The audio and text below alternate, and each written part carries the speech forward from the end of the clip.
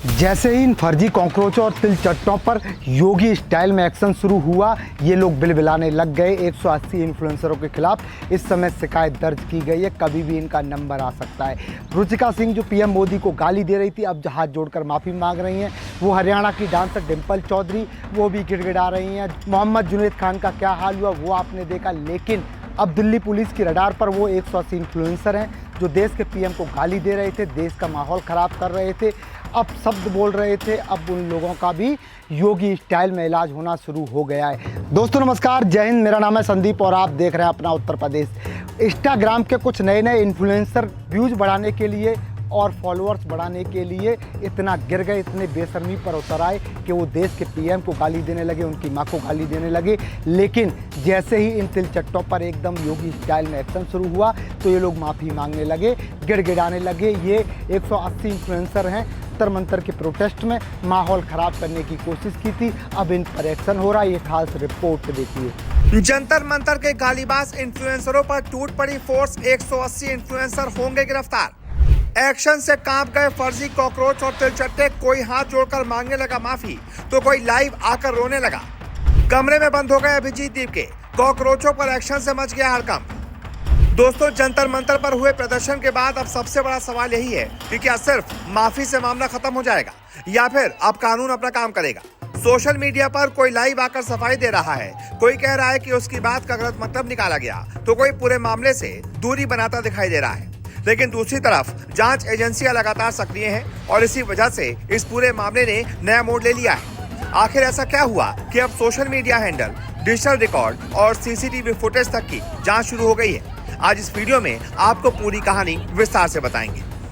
Media reports के मुताबिक Delhi police इस पूरे घटनाक्रम की कई स्तरों पर जांच कर रही है। सबसे ज्यादा चर्चा उस खबर की है जिसमें बताया गया कि करीब 180 सोशल मीडिया हैंडल जांच के दायरे में है।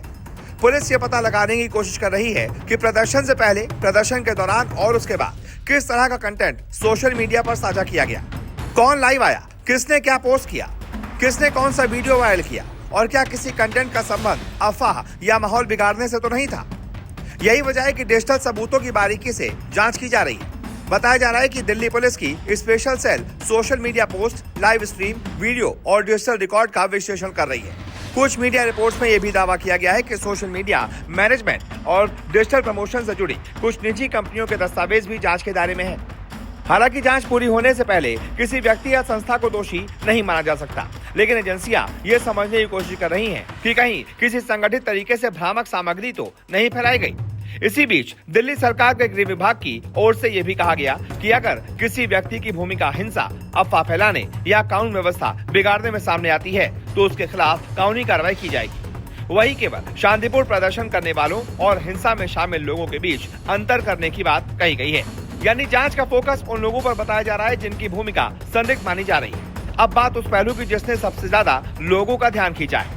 मीडिया रिपोर्ट्स के अनुसार पुलिस उन लोगों की भी पहचान करने की कोशिश कर रही है जो कथित तौर पर चेहरे पर मास्क लगाकर प्रदर्शन में शामिल हुए थे। बताया जा रहा है कि फेस रिकॉग्निशन तकनीक, डिजिटल डेटा और लगभग 400 सीसीटीवी कैमरों की फुटेज का विश्लेषण किया जा रहा है। जांच एजेंसियां ये समझने का प्रयास कर रही हैं कि संदिग्ध लोग कहां से आए, किस रास्ते में पहुंचे, किन लोगों के संपर्क में रहे और घटना के बाद कहां गए। यही कारण है कि सोशल मीडिया पर अब तरह तरह की प्रतिक्रियाएं देखने को मिल रही हैं। कोई सफाई दे रहा है, कोई अपने पुराने वीडियो हटाने में जुटा है, तो कोई ये कह रहा है कि उसका उद्देश्य वैसा नहीं था जैसा बताया गया। हालांकि ये तय करना कि किसकी क्या भूमिका थी, ये जांच और अदालत की प्रक्रिया के बाद ही साफ होगा। इसीलिए किसी भी वायरल क्लिप या सोशल मीडिया पोस्ट के आधार पर अंतिम निष्कर्ष निकालना सही नहीं होगा। इस पूरे मामले ने एक और बड़ा सवाल खड़ा कर दिया कि आज के दौर में सोशल मीडिया पर कुछ भी बोल देना या बिना पुष्टि के कोई जानकारी वायरल कर देना सुरक्षित है। एक वीडियो कुछ ही मिनटों में लाखों लोगों तक पहुंच जाता है। अगर उसमें गलत जानकारी या भड़काऊ संदेश हो तो उसका असर भी उतना ही बड़ा हो सकता है।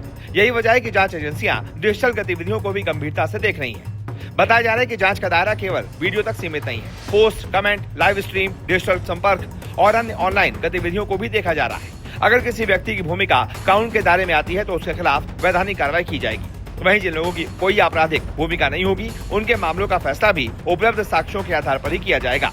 फिलहाल सबसे अहम बात यही है कि ये मामला अभी जांच के दायरे में है।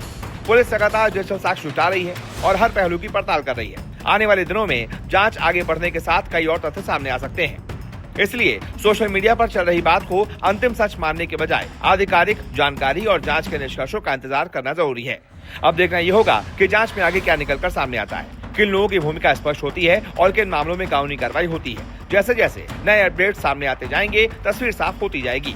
अगर आपको ये विश्लेषण जानकारीपूर्ण लगा हो तो वीडियो को लाइक जरूर करें, कमेंट में अपनी राय लिखें और ऐसी ही राजनीतिक और समसामयिक विषयों की तथ्यात्मक जानकारी के लिए हमारे चैनल अपना उत्तर प्रदेश को सब्सक्राइब करना बिल्कुल भी ना भूलें।